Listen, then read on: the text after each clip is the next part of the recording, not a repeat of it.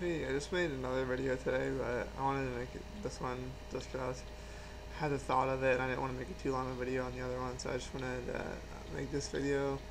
And basically, it's about how, I've been dieting for like 2+ months, I think like two and a half months, almost 3 months, and I've lost 10 pounds. And I wanted to make a video about what it's like losing weight for that long. Um, what I think would be helpful to other people, how my tips, and I just want to give my experience for losing weight for 2 months. Um, so let's say this: at the very beginning of losing weight, it's hard. You have to build a habit of losing weight. They say it takes 2 months to build a habit, and I strongly believe that. Um, so if you want to lose weight, it's probably gonna take six or excuse me 2 months before it's even it even feels like automatic, like where it even feels comfortable for you. Um, so in the beginning, it's gonna be kind of hard. Not incredibly hard, but you know, you're gonna have stumbling blocks more at the beginning. For me, my main stumbling block was um, you know, if big events happened in my life, big things, you know, changed in my life, because weight loss is easy when everything in life is going great, but as you know, life isn't like that. So when bad things happen at the beginning, it kind of derailed me a little bit. I would have more of a cheat day because I'm sure you're the same way. Food is your comfort. You eat some pizza, you eat some anything. Um, it makes you feel better. It's the best thing in the world, right? It's the easiest coping mechanism to feeling stressed out. But if you're trying to lose weight, it's kind of hard to do that. Um, so at the very beginning, there were a few times where I cheated and I went off the diet and I ate some pizza and I ate whatever. Um, but what I slowly started to realize is that these roadblocks, these bumps in the road, that's normal. All right, you have to get used to things not going right. All right, you have to get used to the world not being how you want it to be every day. There's gonna be some days where it just sucks. You know, I hate to say it, but that's the truth. Some days, not everything's not gonna go right, and it's on those days that you have to be your strongest. You have to like acknowledge that that's normal. You're like, all right, I see. Yeah, of course something's not gonna go right. You have to have that mentality, like, yep, all right, that doesn't phase me because I know that kind of thing is gonna happen. Like, new stuff happens to you all the time, happens to me all the time, and it's a little stressful. But I know, you know what? That's normal. You know, it's not going to be a smooth road to my journey. The end of my journey. There's going to be a bunch of bumps and potholes and all sorts of stuff. And at the beginning, it was hard because I'd hit him like, oh, ow, that really hurt. Oh no, let me eat some food so I feel bad. And after a while, I thought I kept just hitting him and hitting him and hitting him, and I go, that's normal, all right. I got a dent in my car now. Great, I got a dent in my mirror. I got a dent in my light. Uh, I got all those things.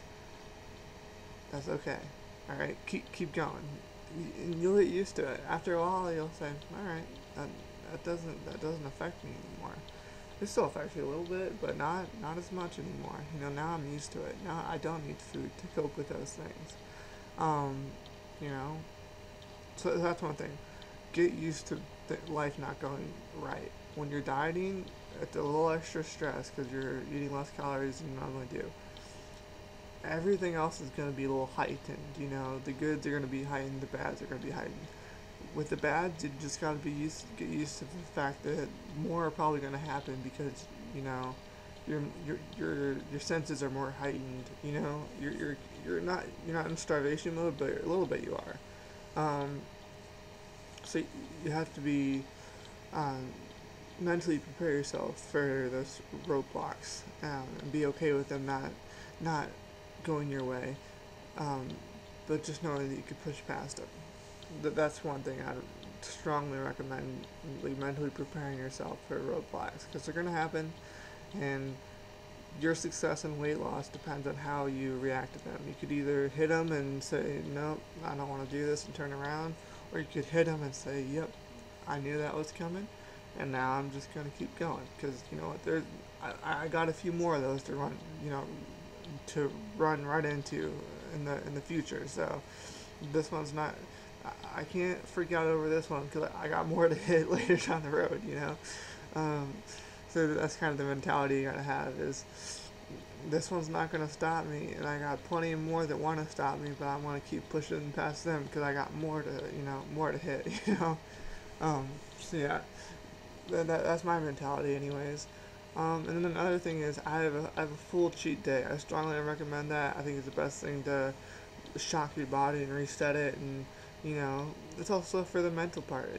Like you've you've been eating stuff you want, but not exactly. Like you have dreams from time to time of what you want to eat, and that cheat day is for that. This cheat day is to splurge, to go nuts, go crazy. That's the day to indulge whatever you want. Never whatever food you're thinking about the whole week. Nah, this is your time to eat them. Um, One thing I messed up on that is I would be so hungry I'd get too much food to the point where I couldn't eat it all in one day.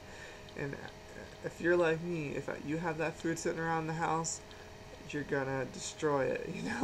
So it'd be Sunday, and I thought, I'm not gonna eat it. I'm not gonna eat it. I'm not gonna eat it. There'd be a little bit left over.